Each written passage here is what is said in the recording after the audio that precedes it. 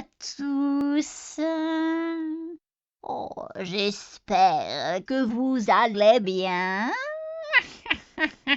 On se retrouve aujourd'hui sur Télé Blizzard pour parler du film Escapade fatale. Escapade fatale est un film américain réalisé par David Towie et sorti en 2010. On y suit un jeune couple, Cliff et Sydney, qui viennent de se marier et passent leur lune de miel à Honolulu. Après avoir refusé de prendre en stop un autre jeune couple tout juste marié, Kyle et Cleo, ils apprennent qu'un meurtrier dans les environs s'en prend aux jeunes mariés. Ils rencontrent alors Nick, qui leur sert de guide et finit par leur présenter sa petite amie Gina. Ensemble, ils vont essayer de se rendre jusqu'à une plage au bord des falaises. Le film repose sur la méfiance réciproque entre tous les protagonistes. Tous s'entrecroient responsables des meurtres des jeunes mariés, et le film est tourné de telle sorte que le spectateur également soupçonne chaque personnage à tour de rôle. Lorsque l'identité du méchant est découverte, on assiste à un impressionnant changement de rythme de l'histoire. La première partie du film est sympathique, agréable à regarder, mais ce n'est pas du grand art pour autant, c'est bien mais sans plus. Avec elle, seulement c'est un bon film. Rien d'autre. Par contre, lorsque la traque commence véritablement, le film devient juste épique et parfait et en fait un film absolument génial. Scénario 4 sur 5. J'aime énormément le scénario, notamment un de ces aspects qu'on développera dans les spoilers.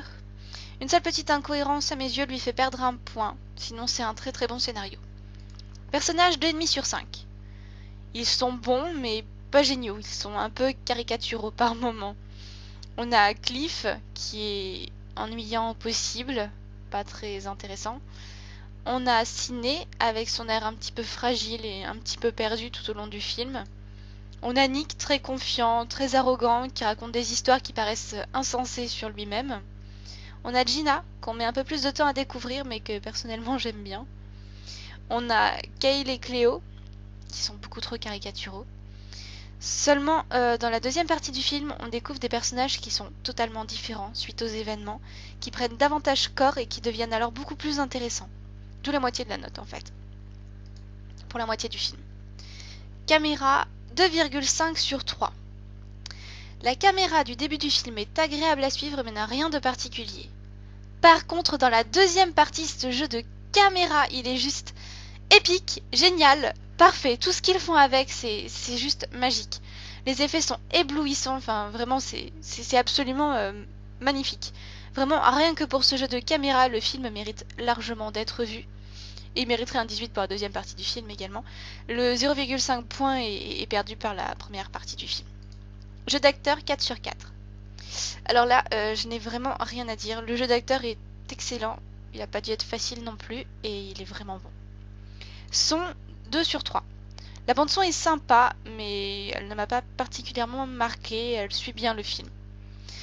Au total, 15 sur 20. Honnêtement, oui, la deuxième partie mérite beaucoup plus que ça. Mais bon, c'est un film, il faut bien tenir compte de la première partie qui est bien, mais sans plus. Même si elle forme vraiment un tout avec la seconde. Et qu'elle nous permet notamment de la comprendre en fait. Avec un tel scénario, ils n'auraient pas pu jouer dans la première partie comme ils le font dans la seconde. Donc c'est totalement cohérent, c'est normal qu'il y ait ce bouleversement tant au niveau des personnages qu'au niveau de la manière de filmer et de présenter le film et c'est ça qui le rend vraiment bon. Vous pouvez foncer sur ce film les yeux fermés, d'autant que les âmes sensibles ne sont pas obligées pour une fois de s'abstenir. Il est largement visionnable par beaucoup.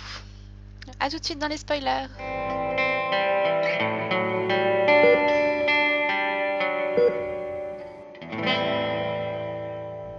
Le scénario de ce film est juste génial. Alors concernant la petite incohérence qui m'a fait tilter dans le scénario, elle concerne le passage où Cliff et Sydney se sont arrêtés avant de traverser la rivière en suivant Nick et Gina. Dans la première partie du film, on voit une scène qui n'est pas cohérente avec la même scène qui nous est montrée dans le flashback. Donc c'est qu'elle est mal présentée dans la première partie, parce que je pense pas qu'il y ait une incohérence, et c'est vraiment dommage qu'elle soit mal présentée. J'ai adoré le jeu d'acteur parce que le travail qui est fourni par les acteurs au niveau de la transformation palpable des personnages est juste génial. On voit que ce sont les mêmes, mais on ne le voit pas dans la première partie qu'ils jouent un rôle. et les références qu'ils font tout au long du film. Et le jeu avec le rôle à l'intérieur du rôle, accentué par les dialogues et par le jeu de caméra, c'est juste incroyable. Moi, j'ai vraiment adoré. De même, j'ai bien aimé le renvoi lors de la discussion de Cliff et Sidney sur la plage, lorsqu'on comprend qu'en fait Cliff est bien l'homme dont elle se confiait à Gina, montrant ainsi qu'elle avait véritablement fait preuve d'honnêteté avec elle, comme elle le lui avait demandé, et nous prouvant à nous sa sincérité. Mais vraiment, c'est un scénario qui est très très bien agencé et qui est très intéressant. Et cette caméra, bon sang, elle est juste parfaite.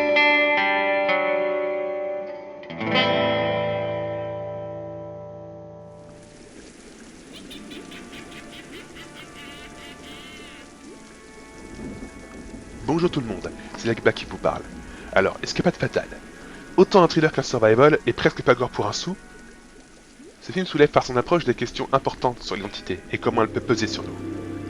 Mais ce film est lent, beaucoup trop lent. L'intrigue ne commence à prendre forme qu'au bout d'une demi-heure et ne s'enclenche vraiment qu'au bout d'une heure.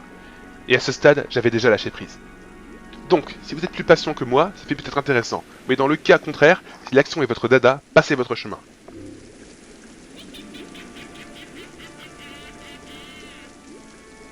Il n'est pas mal du tout. Je connais ce genre de renversement de situation, où les protagonistes principaux ne sont pas ceux que l'on croit, le film Surveillance y ressemble. Au final, on n'est pas certain jusqu'à la révélation de quel couple est coupable, mais on est loin de se douter que c'est au final les deux acteurs principaux. Ils ont d'ailleurs assez bien joué avec la caméra au début en dissimulant le visage de Chris Hemsworth pour lui donner un air suspicieux. C'est amusant de voir qu'au final, les vrais héros sont ceux pour lesquels on avait de sérieux doutes. Le début est un peu lent, mais il y a une accélération par la suite qui rend le tout efficace. Un divertissement fort sympathique en somme. À bientôt sur Télé Bizarre.